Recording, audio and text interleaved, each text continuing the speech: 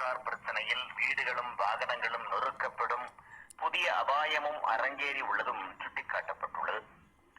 சினிமாவில் மட்டுமே வரக்கூடிய கொடூரமான வில்லத்தன காட்சிகளை தமிழ்நாடு நிஜத்தில் அனுபவிக்க தொடங்கியுள்ளதாகவும், இத்தனை கொடூரங்களும் முதலமைச்சர் ஆய்வு நடத்தும் நாளிலேயே அரங்கேறி இருப்பது சட்டம் ஒழுங்கு மிக மோசமாக சீரழிந்திருப்பதையே காட்டுகிறது என்றும் திமுக விமர்சித்துள்ளது.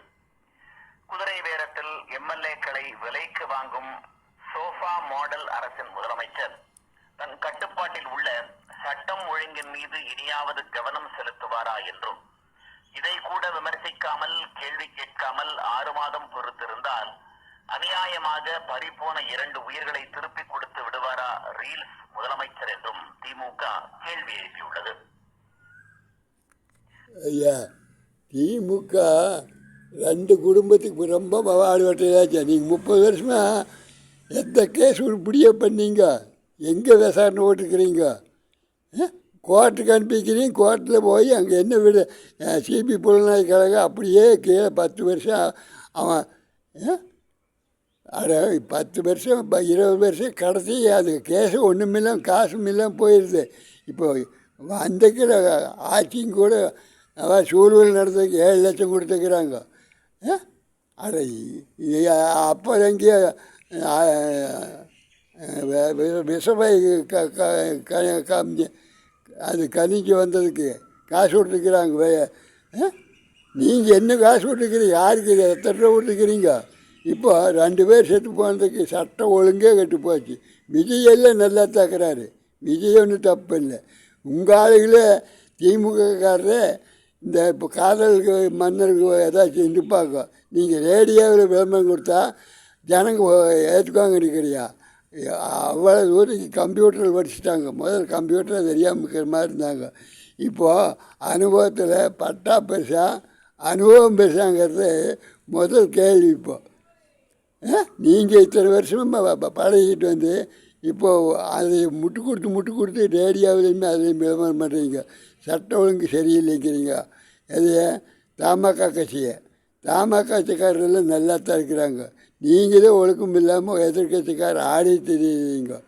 என்ன இது தண்ணி விடுறைய அத்தனையும் குடிநீர் பணியாளர் சங்கத்திலேருந்து எல்லா விவரம் நாங்கள் தெரிஞ்சுக்கிறோம். யூடிபி சேனல் வந்ததுலேருந்து நாங்களும் தெரிஞ்சிட்டோம்.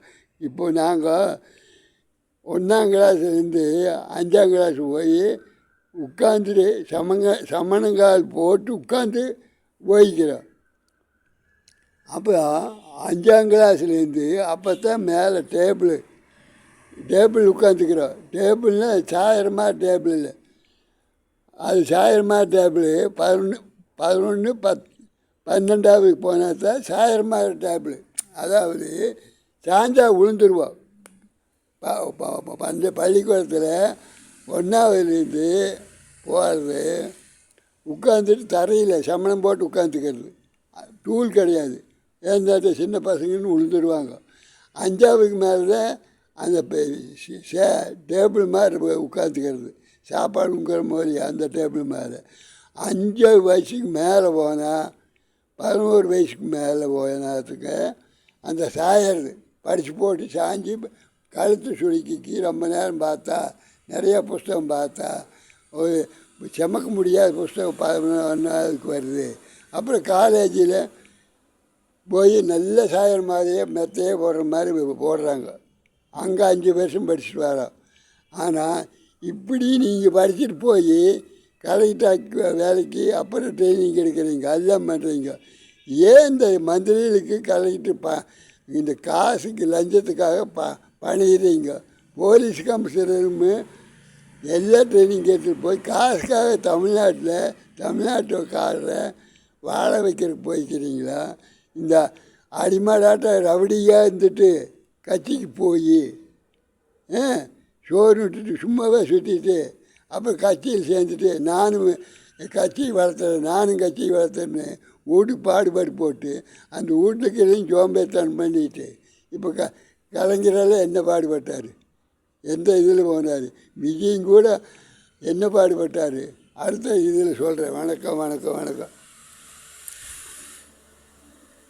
அடுத்தது இதில்